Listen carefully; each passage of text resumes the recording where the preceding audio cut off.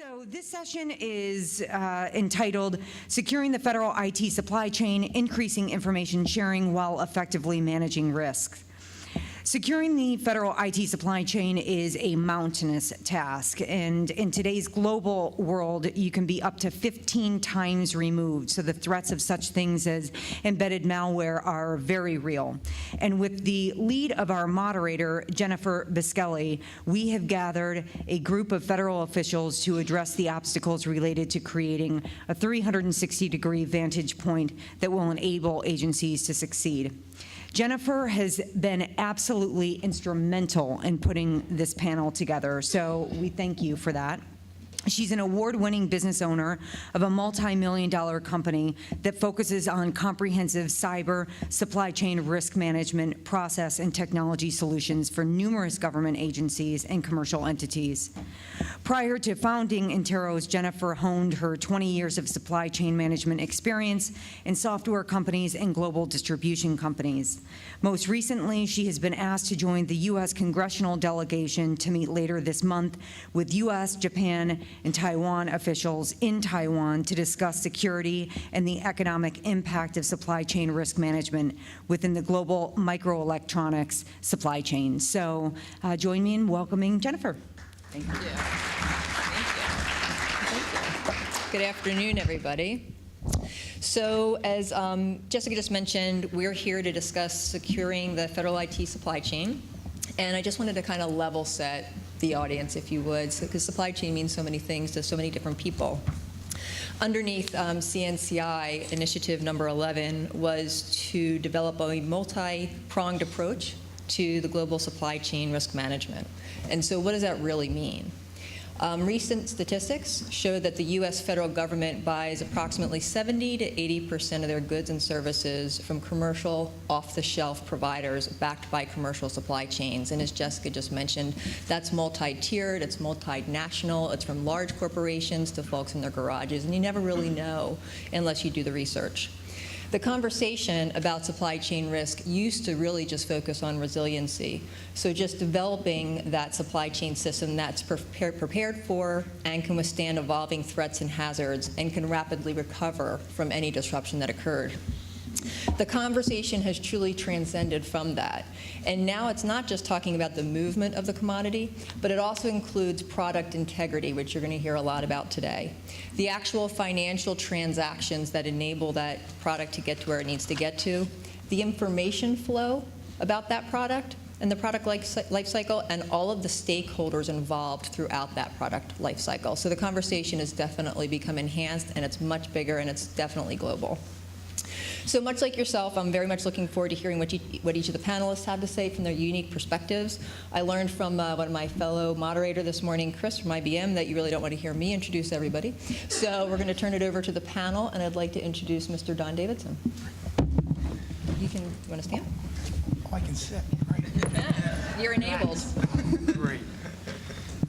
Well, Jennifer could tell you from the past that I actually hate the podium, so I'd much rather sit and talk, but actually, if it was mic'd, I'd walk around and tap people on the shoulders, just to keep you awake after lunch. Don Davidson, I work in the DoD CIO in a fairly small office on trusted mission systems and networks. I work for Mitch Komaroff, who is the overall lead for the Comprehensive National Cybersecurity Initiative on Supply Chain Risk Management. So that's task number 11 under CNCI. We are strongly partnered with and aligned with DHS in this space, which helps us in critical infrastructure side, and with NIST, who helps us on interagency. And I'll drill into that in a little bit of depth, but we have 4 of us to speak, and we'll all talk pretty quick so we can get to some questions in the space. So as Jennifer said, it's really, when we say supply chain, it's relatively confusing for most people because you think supply chain logistics immediately in that space. So the CNCI SCRIM initiative is not about supply chain security from a physical ports perspective and airports and railheads, et cetera. And it's not really about the resilience of the supply chain or just in time. Do I have enough places to source from? We're interested in both of those things, but we're mostly interested in the product integrity. So when you decide to outsource something and you buy hardware, software, or services someplace, whether it's custom built for you or commercial off the shelf, how are you managing that risk as you build it into your enterprise? So it's an enterprise risk management perspective. and it's managing risk when outsourcing, and specifically outsourcing of ICT, information communications technology. I often caution my CIO brethren, it's not just about the computers and the networks. There are products that are linked to our enterprises that we don't think of as IT products. There's ICT components built in sensor-wise that link to our enterprises all the time, every day. So I'll follow that theme of threes real quick, if I could. I tend to think about this problem space in threes, and I'd say if you think about it as a cube perspective, there are people, processes, and technology. And there are 3 time frames to look at those. We are all currently executing operations. We are currently planning and assessing what we're going to do, allocating resources and planning for the future, and then we're developing new capabilities. So in that cube, under people, it's about training people to do the jobs they have to do on an everyday basis during execution. It's about educating our workforce so you can assess where you're at and plan the way forward. And it's about awareness of our leaders so they can allocate those resources for that future capability. From a process perspective, it's how do we execute today in current ops? How do we compare what we're doing today with what we'd like to be doing in the future? And it's actually sharing those information lessons learned in that perspective. Then how do you plan for those future operations and future capabilities? From a technology perspective, we have a lot of legacy stuff, okay? And we're executing today with lots of legacy hardware and software.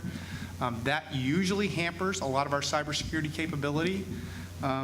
So we should be documenting, awareness-wise, to our senior leadership where those problems exist today and where new technologies could be put in place. And that's sort of a gap analysis of what current legacy is versus future capabilities could be. And then the planning side, future ops, would be how do you replace those legacy problems with new capabilities and manage that risk as you go forward. What I think one of the big voids is, you heard a little bit of discussion this morning, I think earlier, about the culture change and the role of the CIO from a measurement perspective and how do you become a stronger player. I don't think our metrics are strong. We need work in that space. I would tell you lessons learned. We are struggling very hard in the space. Most of the players on this panel are engaged with me in some way, shape, or form.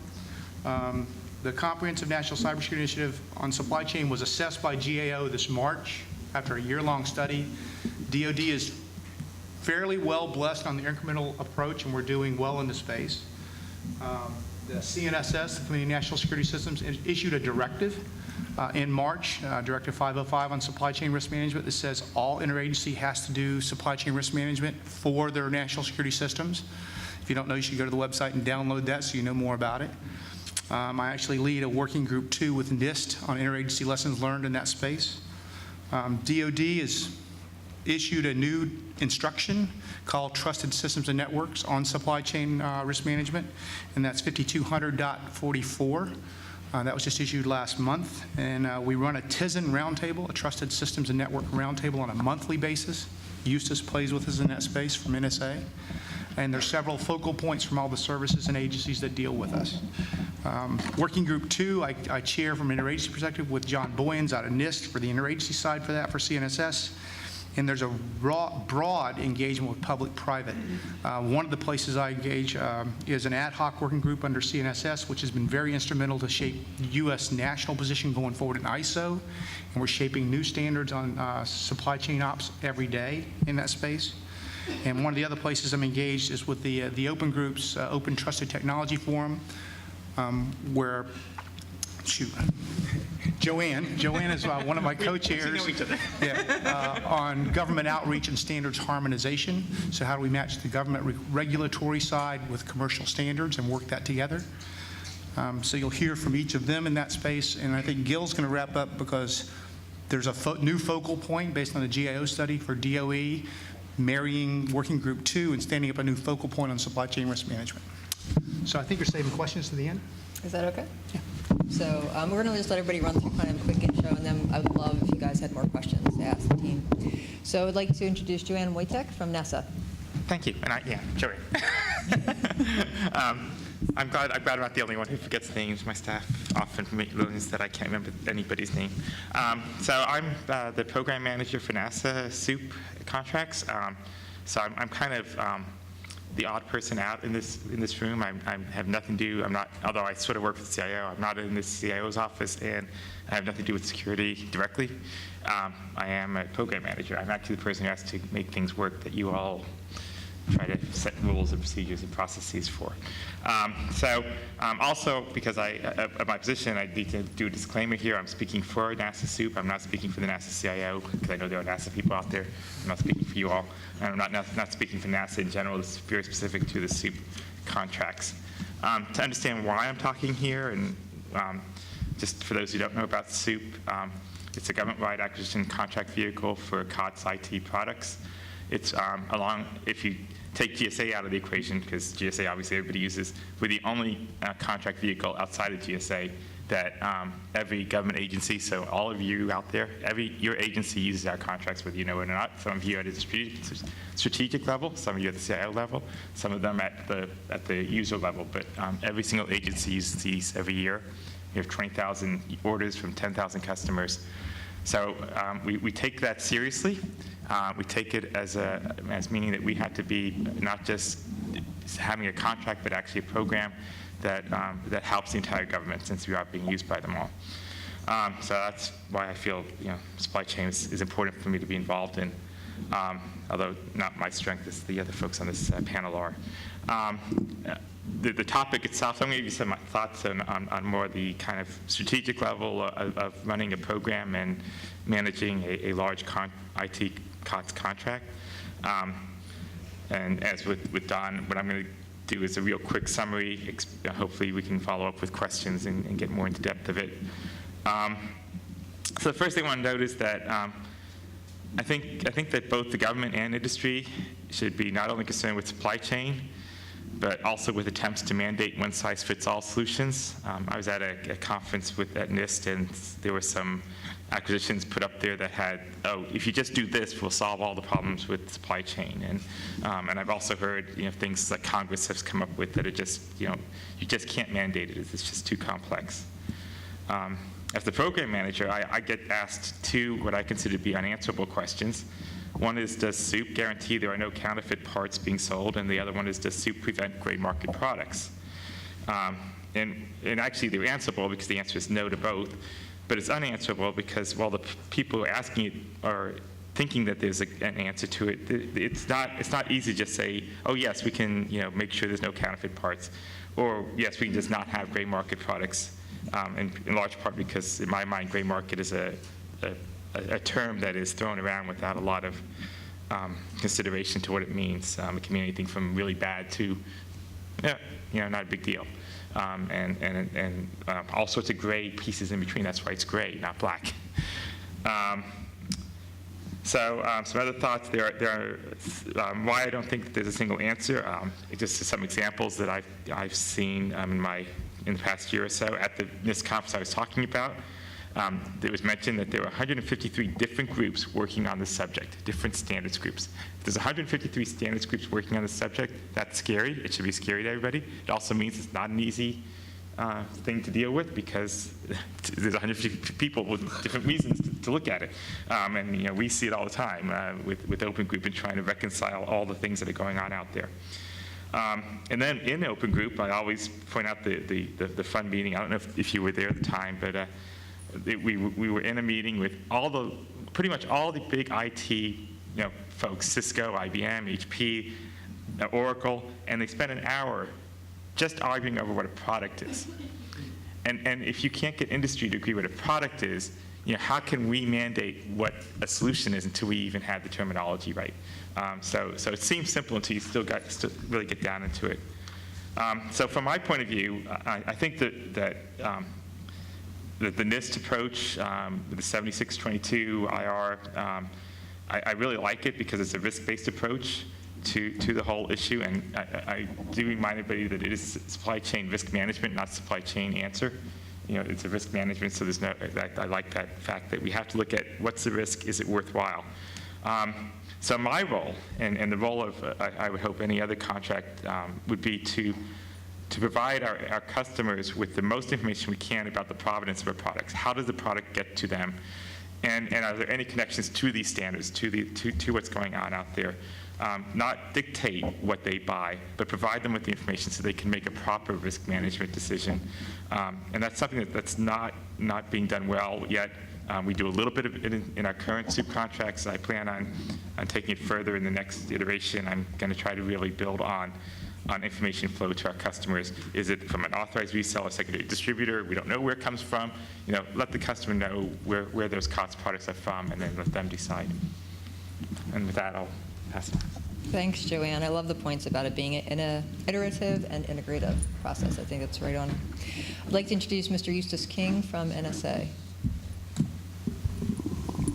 Hello. I represent the Information Assurance Director within NSA. I'm the Supply Chain Risk Management Lead for IAD. That means a couple of things to you. There's an NSA-centric focus for the responsibility. There's an external focus. Briefly, I'll talk about each of those. From an NSA perspective, I am responsible for advancing or enhancing the supply chain risk management program within the agency. And I'll describe what I mean by enhancing. There is a program there. It's rather robust. I'll talk to that a little bit. From an external perspective, I am responsible then to work with the Department of Defense, Don and Mitch Komaroff and all the others, and with the intelligence community to help promote a robust supply chain risk management program for the intelligence community and the DoD, and even to some extent beyond that into the civil community. I also have a responsibility to work with our foreign partners, especially the Five Eyes partners, to help them understand what we are doing with respect to supply chain risk management and to learn from them. To some extent, our Canadian partners and our Brits partners have some wonderful solutions to supply chain risk. We try to incorporate those where we can. So as far as the NSA program is concerned, where we are. There was a time when the National Security Agency derived all of its information technology. I mean, we built everything that was critical for our need. That's no longer the case, of course. And it's no longer the case that the supply chain is CONUS-based. It has moved OCONUS. It continues to move OCONUS. And that causes us significant concern within the agency because we now need to ensure trust within those information comm technologies that we acquire and procure. Fortunately, because of the environment in which we operate, and we've been here for a while, unlike some of our other intelligence community partners and some of our civil partners, the environment in which we operate has always dictated that we pay due diligence to supply chain. It's just the nature of what we do. From that perspective, we've always had a supply chain risk management emphasis. And it has been somewhat balanced with the systems development life cycle. And I'll talk to some of the capability that shows that alignment. For example, there is an emphasis within the agency on trusted engineering and trusted architecture. And this is at the very beginning of your systems development life cycle. We emphasize security earlier on. Within that security construct, we emphasize the need for mitigating supply chain risk management threats within all of the supply chain risk management factors, to include the suppliers and the contract employees and all of the other vectors, to include, obviously, mitigating against malicious code, malicious activity. So we begin early on. Within the contracting process, the acquisition process, we do have a very rigorous focus on supply chain risk mitigations within that. We look at our contracting language very closely to see how we can help identify threats to the supply chain and then hold our primary contractors, our principal contractors, the OEMs, the integrators, responsible to some extent for the behavior of their supply chain. Because we are finding out, we are discovering that it is awfully difficult, and in the past we tried to manage the depth of the supply chain, the tier ones, again, those OEMs, those principal integrators. Through the tier fours, if you will, the software developers, the hardware component manufacturers. We tried to hold them directly responsible for the behavior of those products and supplies, and it's extremely difficult. So we are moving to a model where we are asking our industrial partners, the defense industrial base, to partner with us in understanding the nature of their supply chain and helping us to manage the risk consequent within their supply chain. Obviously, it takes a great deal of give and take because every security requirement that we ask those primaries to implement is a contract line item. We do not want to necessarily burden ourselves or burden them if the security requirement is not appropriate and adequate. So that's a concern. We try to manage the acquisition by protecting the identity of the National Security Agency, and there are numerous blind buys, for example, buying from multiple distributors, multiple suppliers. The prohibition of drop shipments, where a product is shipped directly from a developer or manufacturer to the National Security Agency. Try to isolate and protect the identity of the agency through that type of a thing. There is a very robust acquisition security counterintelligence program within the agency, whereby each critical ICT, information comm technology product or service, for that matter, that is acquired to support the National Security Agency's baseline infrastructure. All of those critical products must undergo an acquisition security assessment. And we look at the product, we look at the manufacturer, and we render a decision whether or not you should, if you are going to purchase that product or from that supplier, then here are the mitigations that you have to put in place in order to acquire that product. Numerous other activities. I need to get to the other speaker. I know we're running out of time. But I want to mention quickly two capabilities within the operational phase. And those are the Center for Assured Software, where we have the ability to look at a piece of software and determine if, in fact, there is some activity that we did not advertise for that resides on that software. We also have the capability to look at hardware and reverse engineer hardware if we think that there is the possibility that that configuration is not what we purchased. Where I think we need to go, I think we need a more robust training program within the agency. We are looking at implementing same. From an external perspective, I think we need to learn to share information more, and I think we could talk to that. If you want, I'll be here for a little while, or you could ask some questions later on. But I think there's a lot of information out there that provides a framework for managing supply chain. I don't know that we know how to share that information very well.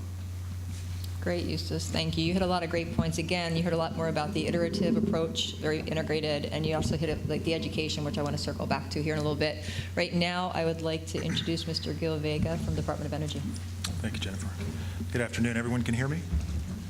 I'm the Chief Information Security Officer for the Department of Energy. I think earlier today, most of you heard my boss, Bob Breeze, the CIO of Energy, talk about the unique risk management implementation that we're putting in place at the Department of Energy. We've been on that risk management journey for about a year and a half. So everything that I discuss with regard to supply chain risk management will have to be taken into that context. We're building a program to manage the risk around supply chain that is information-based and not decision-based, and I can talk a little bit more about that a little bit later in the panel. I want to talk a little bit about my journey on supply chain risk management. I've been in energy for about 15 months. I was with the department less than 6 months when a hard-hitting GAO report written by our friend Greg.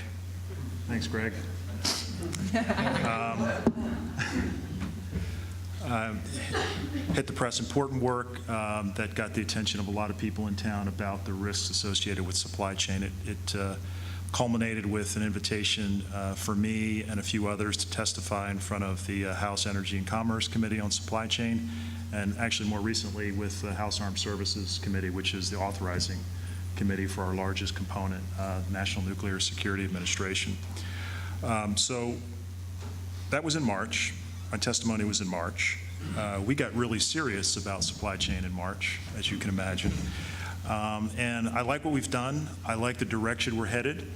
We can discuss this a little bit more. I think they'll come out in the questions.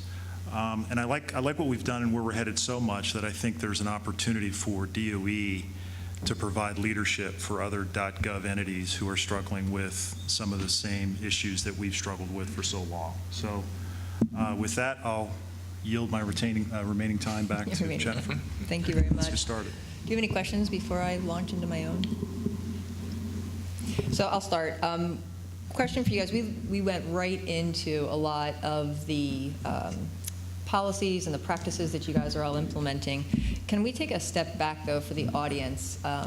You know, and this might be pretty simple, but from what you guys have each seen, because you each have a different perspective from where you sit, is there really a risk here? Like, is the risk really real, or are we just implementing this because we're being told to? And when you look at that, how do you know that you're achieving success in what you're doing beyond simply that you haven't been hit or your networks haven't been down? Like, how are you measuring what you're doing so that you know that you're getting safer? Yes, Eustace. Please. Great question, and one that I'm asked almost every day. The surprising part of that question is when it comes from our senior leadership. Eustace, show me the smoking gun. And I've learned to answer that in a certain way. Do you really want to see the smoking gun? Do you want Armageddon, cyber Armageddon, before you become a believer? What if the gun doesn't smoke? What if I'm able to build a gun that just sits there? There is no indication to you that the trigger is cocked, but I have the ability to pull that trigger whenever I can. Does that concern you?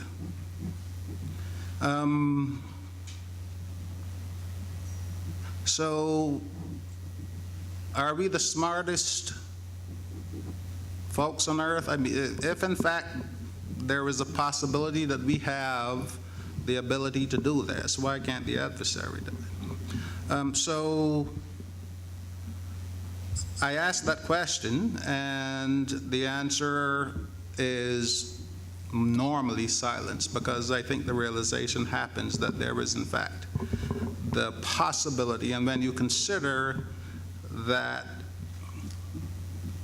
it is rather now global open knowledge that there are certain foreign intelligence services that are paying due diligence to acquiring an offensive capability that includes supply chain risk management. I think we need to answer that question ourselves. The answer is affirmative, and we need to take specific precautions to protect against those things happening. I'll add something to that. You know, Department of Energy is not about windmills and solar panels. I mean, we safeguard, develop,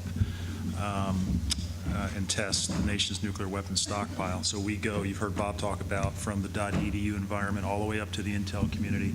And I think it's a good case study for true mission-focused risk management, and this fits right into that. To answer the question about whether or not it's really a problem, I don't know. It may not be a problem in our Office of Science, who are building open science systems meant to collaborate with international partners. But it may be a problem in the National Nuclear Security Administration, responsible for safeguarding our nuclear weapons. But these are the kinds of prioritization decisions that you have to make as you go through determining what it is you can do and what it is you need to do. So I'd throw in one more thing. Under CNCI SCRIM, on task 911, if you read the whole description of that task, there's an idea in there on pursuing commercially acceptable global sourcing standards. When we first started this dialogue some 6 or so years ago into space, Everyone said this is a DoD problem, this is a national security problem, maybe critical infrastructure. And DoD is not a big enough voice to influence the IT sector. We're worried about smartphones and games, and we're building chips in that space. So you're going to pay special for the security you're expecting. And then we talked about a little bit, no, well, the federal critical infrastructure piece is not a big enough piece to drive the ICT sector. Well, about 4 years ago when I started working in this space, I had 10 other countries in our second ISO meeting raise their hand and say, I'm really concerned about the same space the U.S. is. So we probably need to take a better look at supply chain. And so they've been pursuing this ISO in the supply chain risk management in a couple of venues. And then I would say about 2 years ago, in the public-private engagements like the Open Group, OMG, some of the new supply chain activities and common criteria, industry starts raising their hand and saying, the same thing you were worried about national security, I'm seeing my IP leave. So, I'm seeing software that's stealing formulas, software that's stealing information about my deals that I'm getting ready to make in the next 2 months. So the same kind of threats you saw for national security, I now see for my intellectual property. So our corporate partners are now aligned with us, I think, in the space. And those are global corporate partners. Now, I would tell you that there are probably two, and these are gross cartoonish kind of characterizations. There's two kind of actors out there. There's a criminal element that's out to make money, okay? And they're going to sell you a counterfeit electronic or some old software or some very poor, unassured services in the space. And we need to do a much better job with our business systems to clean that up. But there's also nation-state actors and terrorists and corporate espionage types that are out to be inside your decision cycle. And that's going to be a heavier lift. If you're a government person, you're going to have to look to see where's the all-source intelligence side I'm going to have to leverage to gain the information. And if you're a corporate type, you got to do a lot more heavy lift on business analysis for who you're doing business with. And that's the only way we're going to fight that battle. Great points. And actually, you actually hit on a couple points for another question. I'm sorry, do you have a question in the audience? Yes, sir. Jennifer, JU Information. I'm just curious if you could maybe talk about how supply chain management, how it works, right? Do you get a supply chain risk management inside sticker?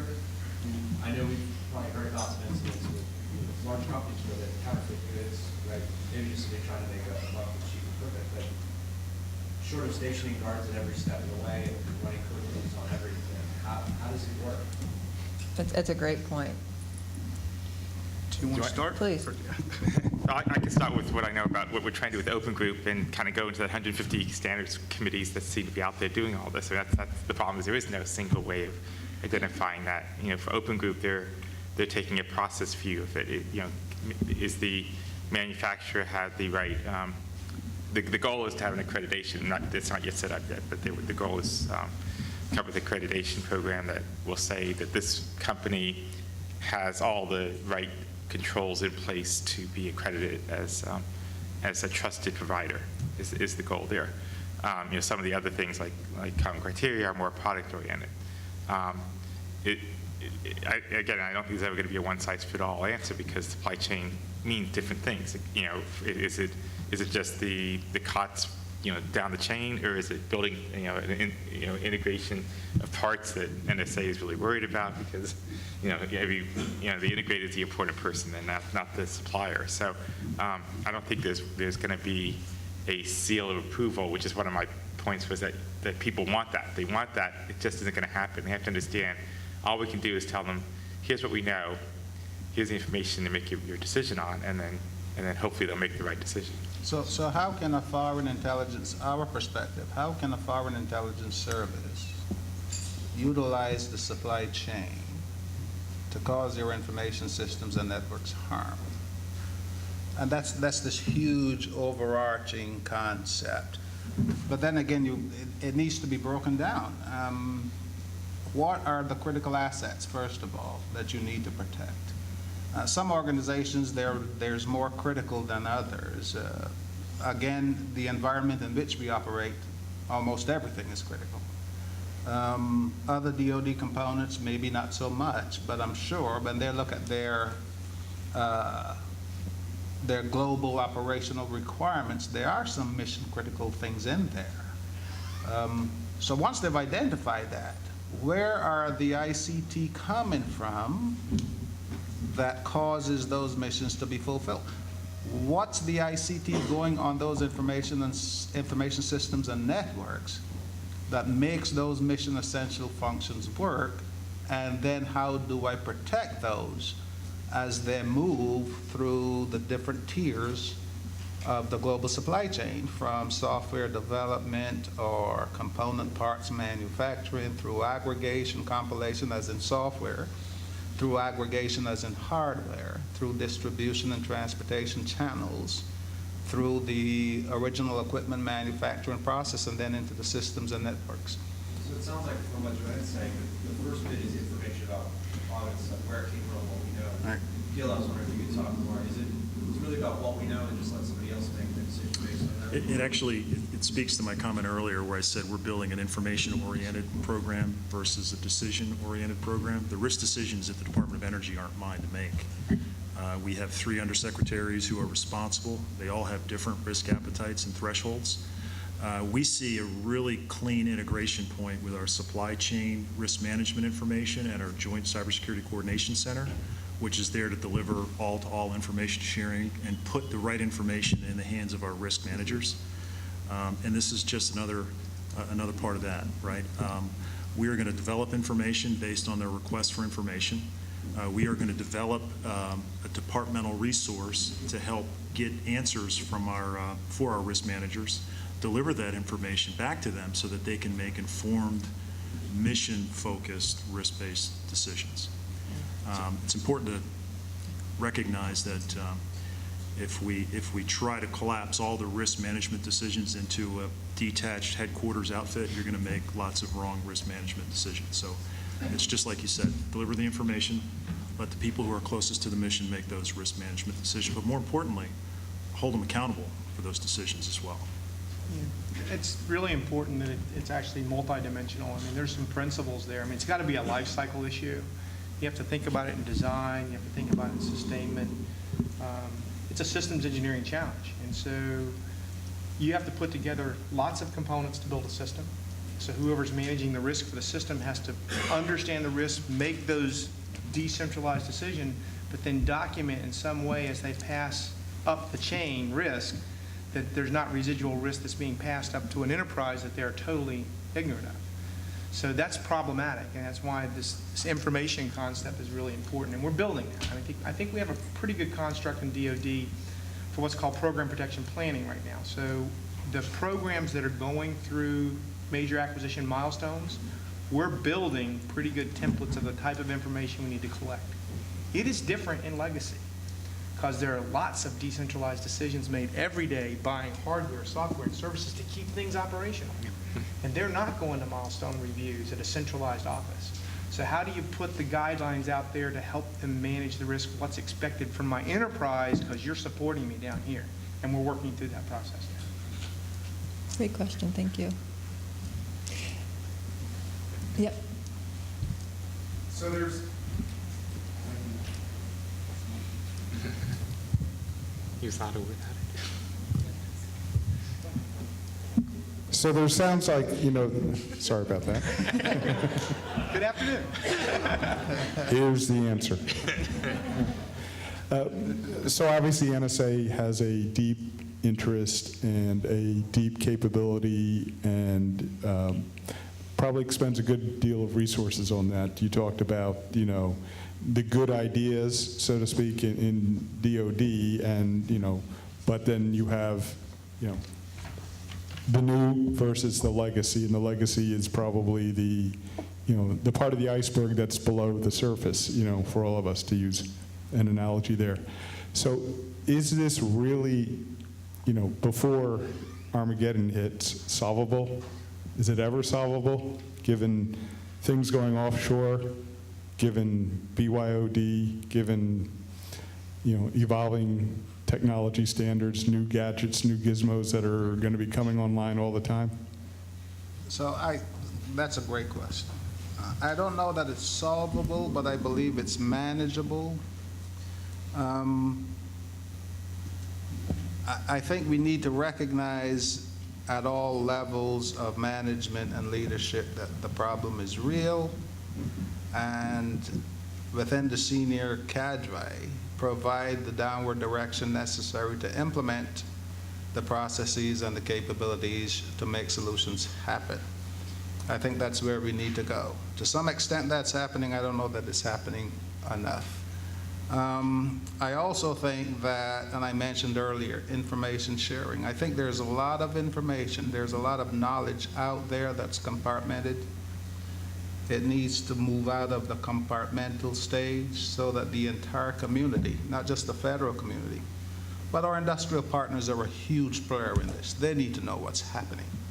And I think we need to find ways of sharing information with them, because as it stands today, even within the federal community, there are numerous organizations pursuing the same outcome, doing the same thing over and over again, as opposed to reusing some of the data and information that's already known. We don't have the resources to do that. We don't have the time to do that. It's a huge waste. Our industrial partners are pursuing, as Don said, the same solution sets that we are. Why not let's derive ways to share that information? So I think we can manage, I think we can do an effective job of, it's not going to go away. I think it's going to proliferate, but we need to stay on top of it. And the risk management piece of this is really important. I mean, Gil would probably attest, well, he's not going to dictate in DOE. There's a big difference in nuclear command and control, smart grid, and other just business operations. So what level of due diligence do you take? If it's a critical system to you, then you're going to spend more diligence in the space, the due diligence, and how you're doing supply chain, you're going to interrogate more of the supply chain for those critical components. I hate to say it, if it's an everyday business operation where there's not a lot of critical information at risk, you're going to take risk. I mean, you can't interrogate every leg of the supply chain on every system you buy. Just can't afford to do it. So there's a very international component to this, right? You mentioned our critical infrastructure partners who are in many cases, particularly ICT individuals, global companies. You mentioned some of our international partners who seem to be in alignment with us.